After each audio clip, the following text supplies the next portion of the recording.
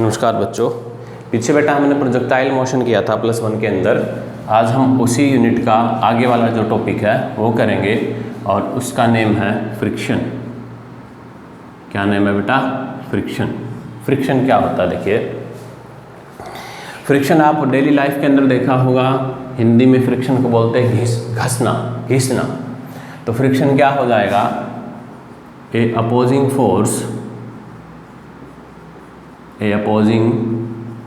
force comes into play. A opposing force come into play when a body sliding or rolling on the surface of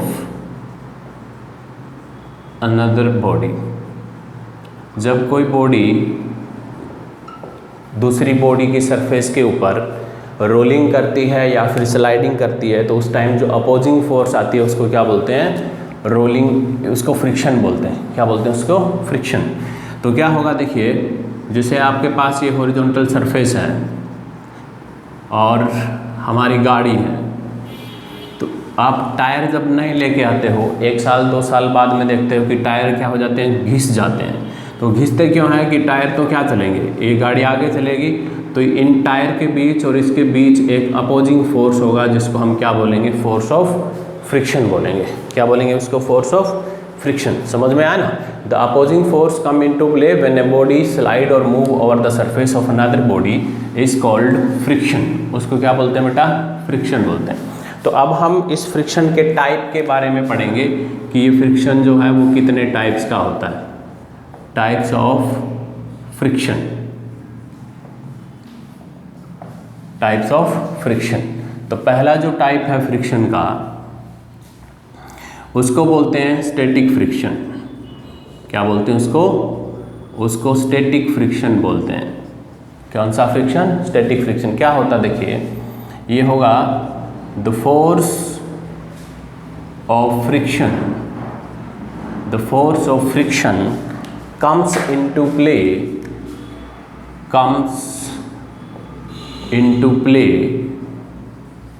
when a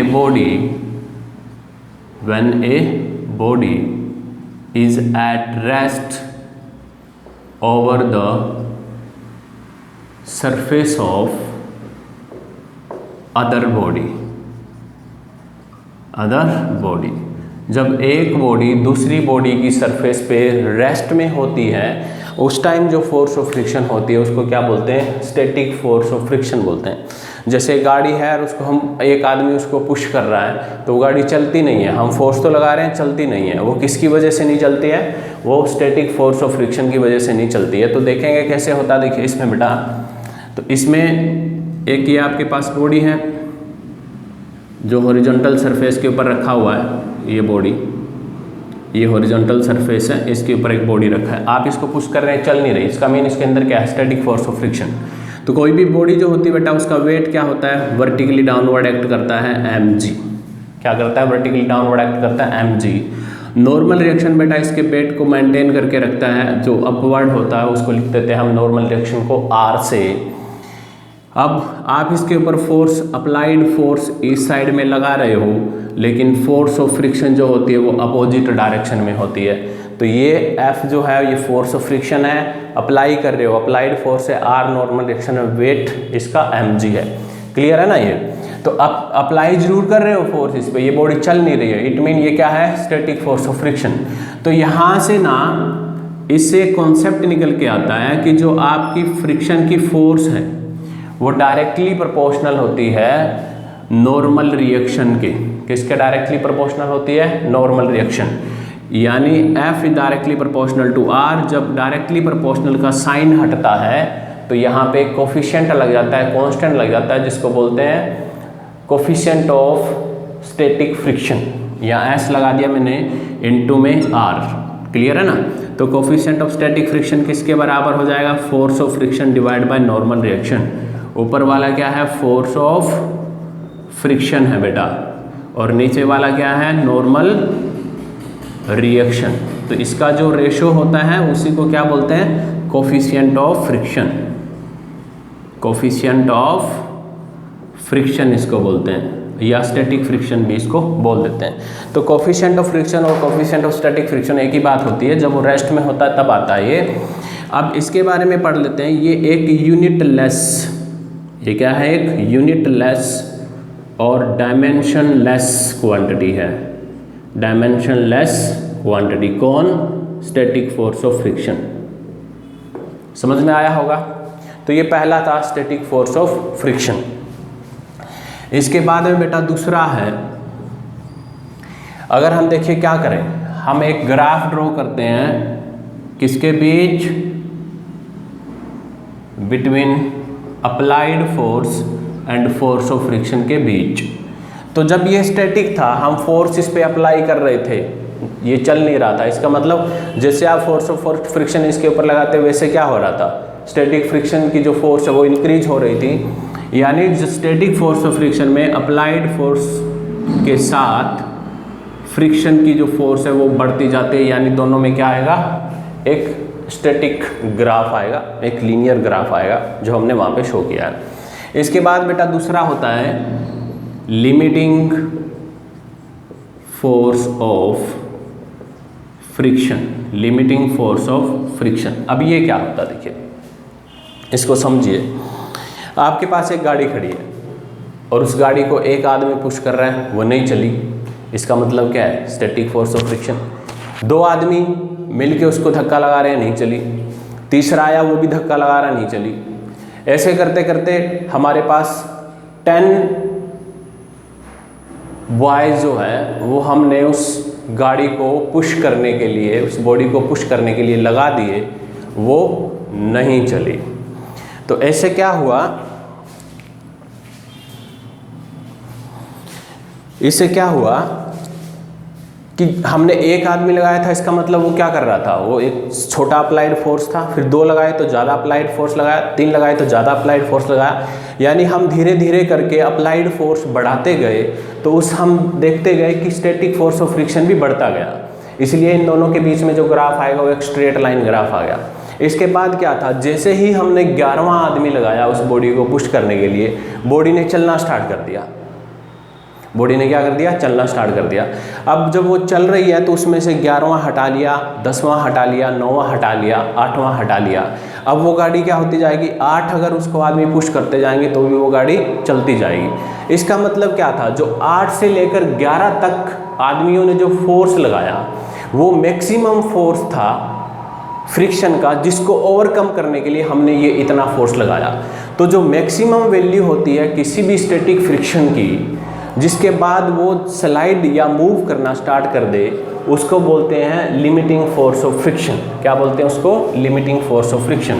तो हम इसमें ये लिख सकते हैं, ये लिमिटिंग फोर्स ऑफ फ्रिक्शन क्या होता है, the maximum value of static friction, the maximum value of static friction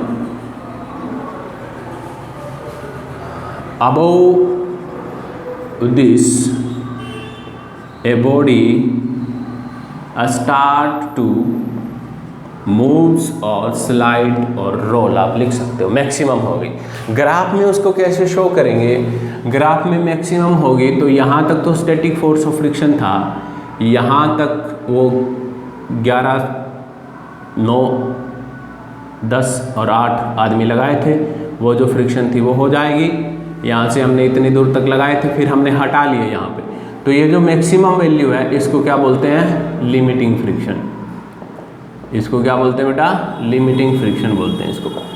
then after क्या होगा, देखिए तीसरा जो टाइप है फ्रिक्शन का वो है काइनेटिक फ्रिक्शन। वो कौन सा फ्रिक्शन है, काइनेटिक फ्रिक्शन। अब काइनेटिक फ्रिक्शन क्या होता है, काइनेटिक फ्रिक्शन ये होता है when force of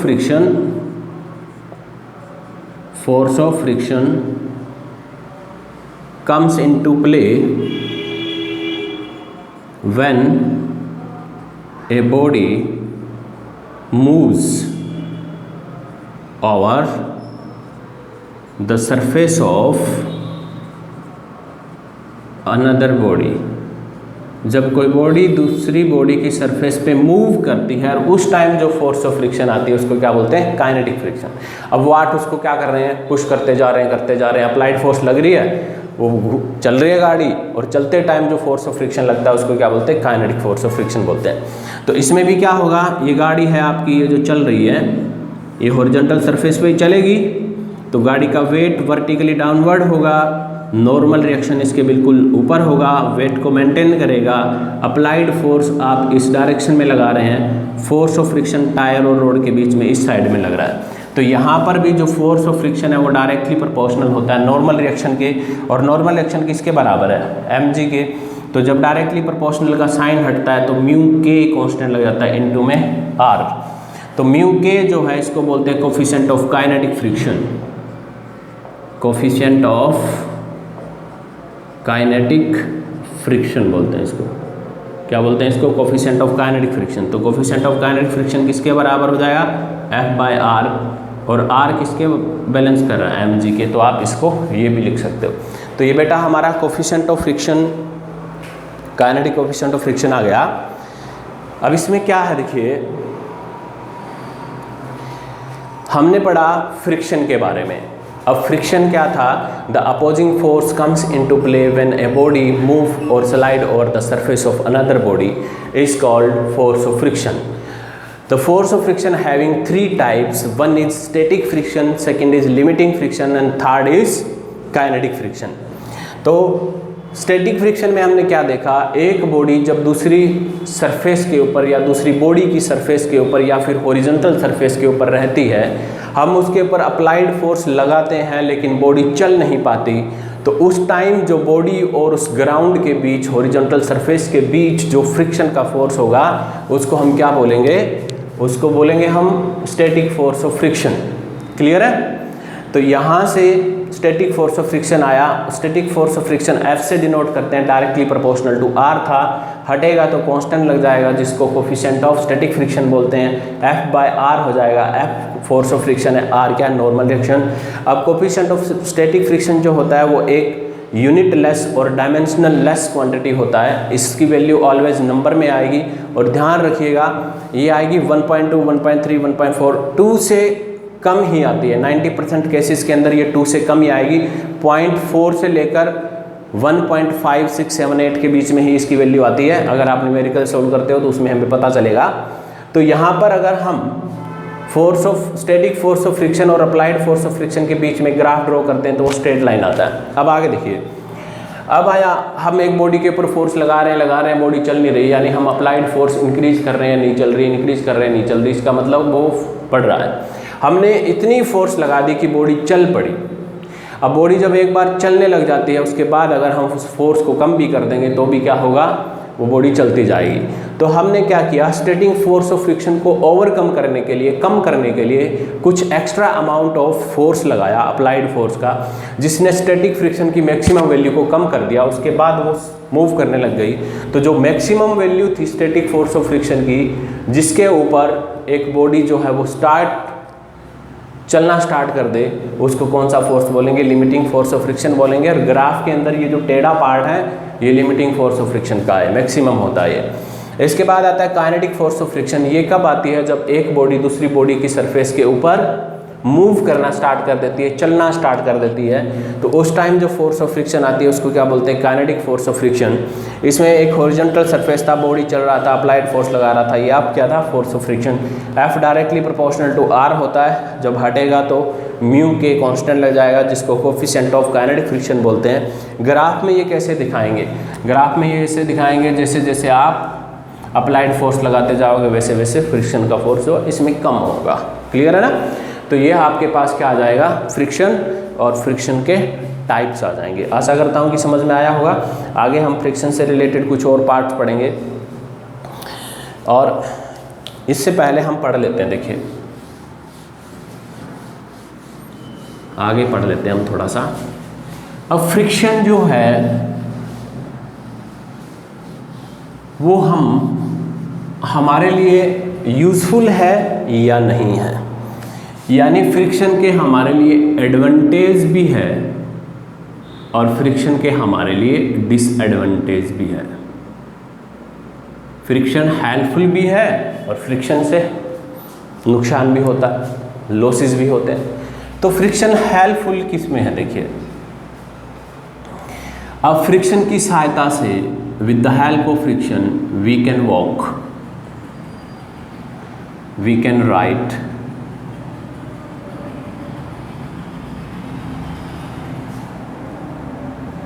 automobiles moves on surface। ये फ्रिक्शन के काम है। और कुछ मशीनरीज होता है, वर्क विथ फ्रिक्शन। कई मशीनरी जो फ्रिक्शन पे ही काम करती है, जैसे फ्लोर मिल होता है, आटा पीसने वाली चक्की, वो किस पे काम करती है, वो फ्रिक्शन पे काम करती है। जो आटा पीसने वाली चक्की है उसके अंदर एक ऊपर एक नीचे, उसके बीच में हम कुछ मटेरियल डालते हैं तो उसको क्या करती है, फाइन कर देती है, फाइन एग्रीगेट्स में कन्वर्ट कर देती है। तो ये फ्रिक्शन हमारे लिए हेल्पफुल है।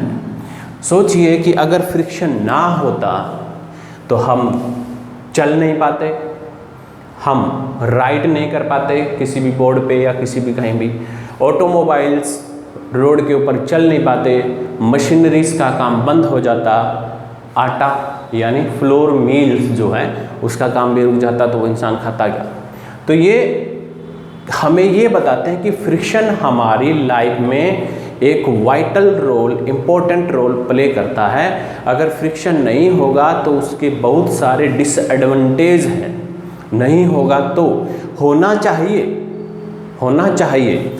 अब मान लीजिए कि फ्रिक्शन ज़्यादा हो गया, अब मान लीजिए फ्रिक्शन क्या हो गया, ज़्यादा हो गया। अब फ्रिक्शन जब ज़्यादा हो जाएगा इसका मतलब क्या होगा, जो मशीनरीज होंगी उसके अंदर वियर एंड टियर होगा। वियर एंड टियर मतलब टूट फूट होगी उसके अंदर, ज़्यादा हो गया तो। अब फ्रिक्शन जब ज़्यादा हो जाएगा तो वी कैन नॉट राइट, हम लिख नहीं सकते ज़्यादा हो गया तो। अब फ्रिक्शन ज़्यादा हो जाएगा तो नॉट वॉकिंग, हम चल नहीं पाएंगे। अब हम चल नहीं पाएंगे, मशीनरी में वियर टियर होगा तो लाइफ स्पेन क्या हो जाएगा, लाइफ स्पेन डिक्रीज हो जाएगा, ज़्यादा हो गया तो फ्रिक्शन। ऑटोमोबाइल्स रोड के ऊपर चल नहीं पाएंगे, नॉट मूव ऑन रोड, कौन, ऑटोमोबाइल। यानी फ्रिक्शन कम है, नहीं है तो भी डिसएडवांटेज है, और फ्रिक्शन ज़्यादा है तो भी डिसएडवांटेज है। यानी फ्रिक्शन हमें चाहिए लाइफ के लिए, फ्रिक्शन हमें चाहिए। तो हम ऐसे कह सकते हैं friction is a necessary evil, हम कह सकते हैं friction is a necessary evil, ज़रूरत भी है हमारी, और ज़्यादा हो जाए तो वो नुकसानदायक भी है। इसीलिए फ्रिक्शन को हमें एक मेंटेन लेवल के ऊपर मेंटेन करना पड़ता है, एक फिक्स लेवल के ऊपर मेंटेन करना पड़ता है कि जिससे फ्रिक्शन ज़्यादा भी ना हो और कम भी ना हो, अच्छा हो जाए। तो इसके लिए क्या करते हैं, method of reducing friction, friction को कम करने के मेथड। सबसे पहले देखिए, सबसे पहले हमने देखा मशीनरी जो ऑटोमोबाइल जो होते हैं, ऑटोमोबाइल्स जो होते हैं उनके टायर मशीनरी के साथ, गाड़ी के साथ अटैच होते हैं। तो वहाँ पे किसका यूज़ होता है ऑटोमोबाइल्स में, आपने सुना होगा बॉल बेरिंग, आपने सुना होगा बॉल बेरिंग। बॉल बेरिंग क्या होता है, एक ऐसे गोलियाँ होती है, बेरिंग बोलते हैं जिसको, फैन पंखे में आपने देखा होगा ऐसा। तो हम क्या करेंगे, फ्रिक्शन को कम करने के लिए बॉल बेरिंग का यूज़ करेंगे, बॉल बेरिंग का यूज़ करेंगे हम। अब बॉल बेरिंग क्या करता है, बॉल बेरिंग स्लाइडिंग फ्रिक्शन को कन्वर्ट कर देता है रोलिंग फ्रिक्शन में। अब एक बॉडी तो स्लाइड करे तो उसका ज़्यादा सरफेस एरिया हॉरिजॉन्टल सरफेस के साथ अटैच होगा, जिससे फ्रिक्शन ज़्यादा होगा। एक रोलिंग फ्रिक्शन टायर बना दें। अब अगर मान लीजिए कि टायर ऐसा होता अब तो टायर हमारे पास ऐसा है। अब ये टायर होता तो ये क्या करता, स्लाइड करता, इसके ऊपर स्लाइड करता, तो इसका कितना एरिया इसके साथ, इतना एरिया इसके साथ टच है, तो इतने एरिया के अंदर क्या होता, फ्रिक्शन, तो ये जल्दी घिस जाता। इसलिए हमने क्या कर दिया, इसको रोल करके और इसके अंदर बेरिंग लगा दिए। ठीक है, अब एरिया कितना इसके साथ टच है, इतना सा। अब एरिया कम टच है तो इसका फ्रिक्शन भी क्या है, लेस फ्रिक्शन है, फ्रिक्शन लेस है, तो ये हमारी मशीनरी के अंदर, ऑटोमोबाइल्स के अंदर वियर एंड टीयर्स नहीं होंगे, लाइफ स्पेन जो होगा वो बढ़ जाएगा।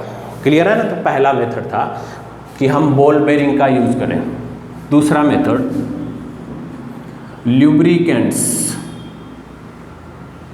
ल्यूब्रिकेंट्स जैसे ऑयल या फिर ग्रीस का यूज़। हम अपने जितने भी मशीनरीज होते हैं उनके अंदर ल्यूब्रिकेंट्स का यूज़ करते हैं। जितने भी मशीनरीज होते हैं उसके अंदर किसका यूज़ करते हैं, ल्यूब्रिकेंट्स का। तो ल्यूब्रिकेंट्स का यूज़ कैसे करते हैं, देखिए आप अपने छोटे से घर एक सिलाई मशीन होती है उससे लगा लीजिए। हम उससे काम लेते रहेंगे, उसके अंदर ऑयल नहीं डालेंगे तो एक दिन क्या हो जाएगी, वो जाम हो जाएगी। किसकी वजह से, फ्रिक्शन की वजह से। तो उसके लिए हम क्या करते हैं, टाइम टू टाइम उसके अंदर ऑयल ड्रॉप्स डालते हैं, जिससे क्या होता है, ल्यूब्रिकेंट्स की वजह से जो उसके पार्ट्स होते हैं उन पार्ट्स के अंदर फ्रिक्शन कम हो जाता है, और फ्रिक्शन कम होगा तो वो ईजिली चलेगा। ऐसे ही आप एग्रीकल्चर से जुड़े हुए हैं तो एग्रीकल्चर के जितने भी पार्ट्स होते हैं, ट्रैक्टर के साथ पीछे जुड़ने वाले जितने भी पार्ट्स, हैरो है या कल्टीवेटर है या कुछ भी है, तो उसके अंदर भी आपने देखा होगा कि जब किसान अपने खेतों में काम करवा लेता है सारे इंस्ट्रूमेंट से, तो उनको अच्छी तरह से धो के उसके अंदर ग्रीस करके और फिर रख देता है, और फिर दोबारा यूज़ करता है तो फिर उसके अंदर ग्रीस वगैरह करता है, फिर दोबारा यूज़ करता है। ऐसे ग्रीस का और ऑयल का यूज़ वो एक फिक्स टाइम के बाद उनका यूज़ जो है वो करता रहता है। तो ऐसा करने से क्या होगा, जो मशीनरी होगी उसके जो पार्ट्स होंगे जब वो चलेंगे तो फ्रिक्शन उससे पैदा होगा, तो उसको वो क्या कर देंगे, ल्यूब्रिकेंट्स कम कर देंगे। तो दूसरा मेथड था फ्रिक्शन को कम करने का, कौन सा, ल्यूब्रिकेंट्स का यूज़। तीसरा जो मेथड है फ्रिक्शन को कम करने का वो है पेंटिंग। आप क्या करिए, दो सरफेस है, ये तो विदाउट पेंट है और ये दो सरफेस है जिनके ऊपर पेंट किया है, इनको आपस में आप स्लाइड करवाइए, ये घिस जाएंगी, इनमें फ्रिक्शन ज़्यादा होगा। दो सरफेस जिनका पेंट कर रखा है उनको आप आपस में स्लाइड कराइए, वो कम घिसेंगे, इसका मतलब फ्रिक्शन जो है वो रिड्यूस हो जाएगा।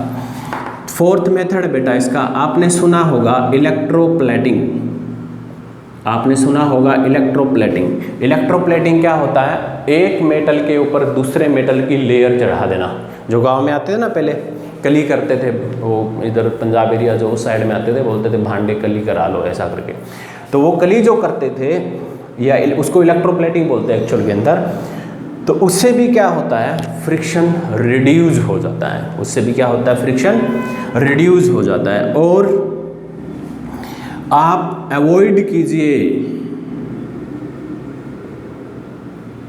आप अवॉइड कीजिए किसको, स्लाइडिंग फ्रिक्शन को। जहां पर हो सके आप उसको कन्वर्ट करने की कोशिश करिए, किसमें, रोलिंग फ्रिक्शन में। क्यों, क्योंकि स्लाइडिंग फ्रिक्शन ज़्यादा होता है as compare to rolling friction. Clear है। तो ये बेटा कुछ मेथड थे जो हमने फ्रिक्शन को कम करने के लिए पढ़े। पहला था आप बॉल बेरिंग का यूज़ करिए, दूसरा था लुब्रिकेंट्स का यूज़ करिए, पेंटिंग का यूज़ करिए, इलेक्ट्रोप्लेटिंग का यूज़ करिए, और अवॉइड करिए किसको, स्लाइडिंग फ्रिक्शन को। क्यों, क्योंकि स्लाइडिंग फ्रिक्शन रोलिंग फ्रिक्शन से ज़्यादा होता है। देखिए कैसे ज़्यादा होता है, एक बॉक्स आपके पास ऐसे था, एक बॉक्स के नीचे आपने क्या किया, ऐसे टायर लगा दिए रोल। अब एक इसको पुश करिए, एक इसको पुश करिए, किसको इजी होगा पुश करना, ये चल पड़ेगा। ये कौन सा है, ये रोलिंग फ्रिक्शन है, और ये कौन सा है, ये स्लाइडिंग फ्रिक्शन है। इसका एरिया इसके साथ ज़्यादा कनेक्टेड है, इनका एरिया कम कनेक्टेड है। तो एरिया के ऊपर भी डिपेंड करता है कौन, फ्रिक्शन की फोर्स। ज़्यादा एरिया होगा तो ज़्यादा फ्रिक्शन होगा, कम होगा तो कम होगा। तो ये बेटा कुछ फ्रिक्शन से रिलेटेड टॉपिक थे जो हमने कर लिए। इसके बाद हम नेक्स्ट करेंगे आगे इसी से रिलेटेड